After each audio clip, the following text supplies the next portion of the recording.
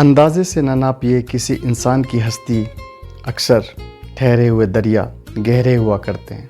नमस्कार दोस्तों, मेरा नाम है Nitesh Gupta. Welcome to my channel let's be human first.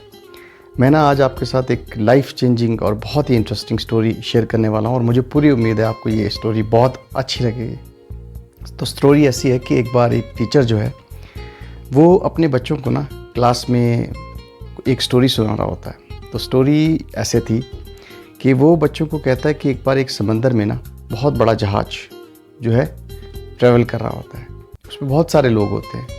तो क्या होता है कि तूफ़ान आता है और जब वो तूफ़ान आता है तो जहाज़ जो है ना डगमगा जाता है और जहाज़ डिसबैलेंस होकर गिरने की कगार पे होता है। तो कैप्टन समझ जाता है कि अब ये जहाज़ जो है बच नहीं पाएगा।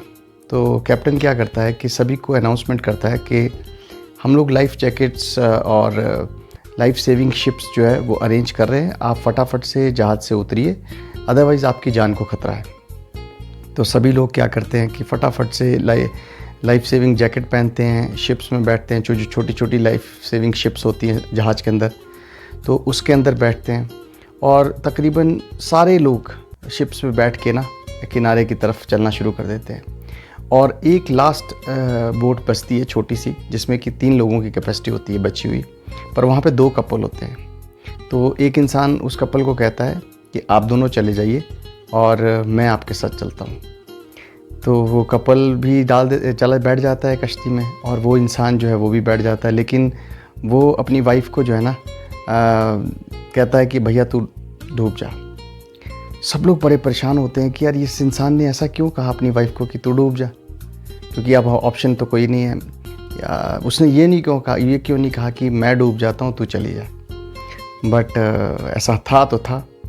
तो जब वो कश्ती में बैठता है तो पीछे से उसकी वाइफ ना बहुत ज़ोर से चिल्लाती है। अब उतने में जो है जो टीचर है वो कहानी को बीच में रोकता है और बच्चों से पूछता है कि बच्चों ये बताओ कि जो वो लेडी है वो बहुत ज़ोर से चिल्लाई तो उसने क्या कहा होगा। तो सभी बच्चे ना अपना अपना वर्डिक्ट देते हैं। तो सभी बच्चे एक बच्चा कहता है कि उसने ये कहा होगा कि तुम बहुत मतलबी हो, तुम बहुत सेल्फिश हो, तुम्हें जीवन में जो है मेरे को सिर्फ दिखावा किया, तुमने मुझे कभी प्यार नहीं किया, जब ज़रूरत पड़ी तो तुमने मुझे मरने के लिए अकेला छोड़ दिया और तुम खुद निकल गए। तो सारे बच्चे अपना अपना इस तरह का वर्डिक्ट दे देते हैं। तो टीचर जो है एक बच्चे की तरफ देखता है, उसने कोई वर्डिक्ट नहीं दिया होता है, तो वो उससे पूछता है कि बेटा तुम बताओ कि क्या कहा होगा उस लेडी ने। तो बेटा बड़ी नम आंखों से कहता है कि उस लेडी ने ये कहा होगा उसे कि मेरे बच्चों का ख्याल रखना। तो टीचर जो है ना घबरा जाता है और वो कहता है बिल्कुल सही कहा तुमने, लेकिन तुम्हें कैसे पता कि ये बात उसने कही होगी। तो उसने कहा कि सर इसलिए कहा क्योंकि मेरी मदर भी जब मर रही थी नॉर्मल बीमारी से, तो मेरे पिताजी को उन्होंने ये कहा था कि मेरे बच्चों का ख्याल रखना। तो शायद मुझे ऐसा लगा कि उस लेडी ने भी जब वो मर रही है तो उसने कहा होगा उसे कि मेरे बच्चों का ख्याल रखना। तो टीचर ना बहुत खुश होता है और उसे तालियां बजाता है। फिर उसे कहता है कि अभी कहानी पूरी नहीं हुई है, अब मैं कहानी पूरी बताता हूँ। तो जब वो इंसान जो बच गया होता है वो घर जाता है तो घर पे अपनी एक उसकी बिटिया होती है, उसका पालन पोषण करता है। बिटिया काफ़ी बड़ी हो जाती है और जब बिटिया बड़ी हो जाती है तो कुछ दिन बाद एक्चुअली बिटिया ना हमेशा यही सोचती रहती थी कि मेरे पिताजी ने मेरी मम्मी को मरने के लिए छोड़ दिया और खुद आ गए। तो उसको ना हमेशा एक गिल्ट रहती थी ये चीज़ की, जिससे कि वो अपने पिताजी के ज़्यादा क्लोज़ कभी जा ही नहीं पाई आफ्टर उसकी मदर जब एक्सपायर हो गई। तो पिताजी भी बड़े दुखी रहते थे, लेकिन क्या करें। तो एक दिन ऐसा हुआ कि बिटिया बड़ी हो गई, शादी हो गई उसकी और पिताजी गुजर गए। तो बिटिया जो है वो घर पे आई, उसने सोचा चलो पिताजी अब गुजर गए, सारा सामान समेटती हूँ। तो जब वो सामान समेट रही थी तो उतने में ना उसे एक डायरी दिखी। वो डायरी उसके पिताजी की थी।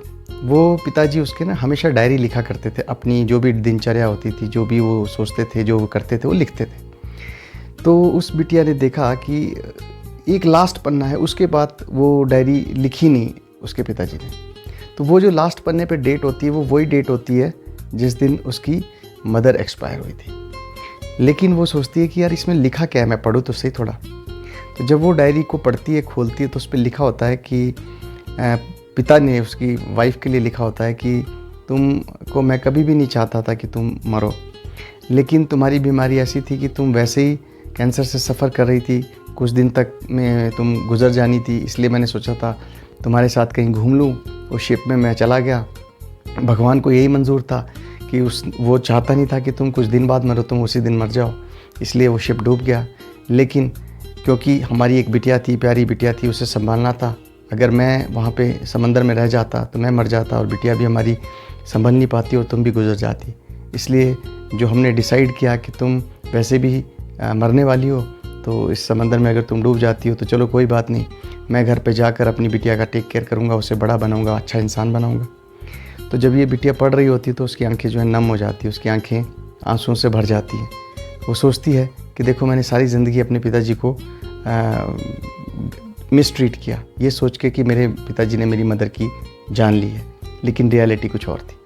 तो दोस्तों, इस कहानी से हमें क्या शिक्षा मिलती है? ये चीज़ जो है वो एक बहुत ही टचिंग चीज़ है। वो ये कहती है कि लाइफ में ना हमें कभी भी किसी के बारे में प्रिजम्पशन नहीं बनानी चाहिए कि ये ऐसा है, ये वैसा है।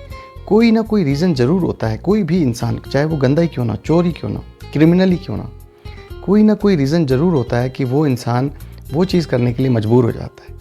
उस रीज़न को जानना बहुत इंपॉर्टेंट है और उस रीज़न के बाद आपकी परसेप्शन बनाना उस इंसान के लिए वो सही तरीका है। जैसे कि ये इंसान, इसने कुछ नहीं गलत किया, इसने अच्छा ही किया था, लेकिन इसकी बिटिया ने इसके लिए परसेप्शन बना ली। तो दोस्तों, लाइफ में जो आप अपनी आंखों से देखो, जो अपने कानों से सुनो, कई बार वो भी सही नहीं होता है। आप बस जो भी देखो और सुनो उसको टाइम दो, उसको समझो और रियलिटी को जानने की कोशिश करो। शायद आपको तब बहुत कुछ पता लगेगा और तब आपको रियल रियलिटी पता लगेगी।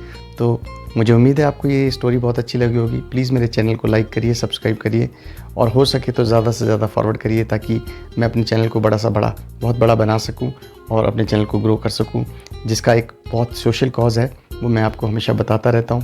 तो प्लीज़ हेल्प मी आउट। आपका अपना नितेश गुप्ता, बहुत बहुत धन्यवाद। Thank you very much.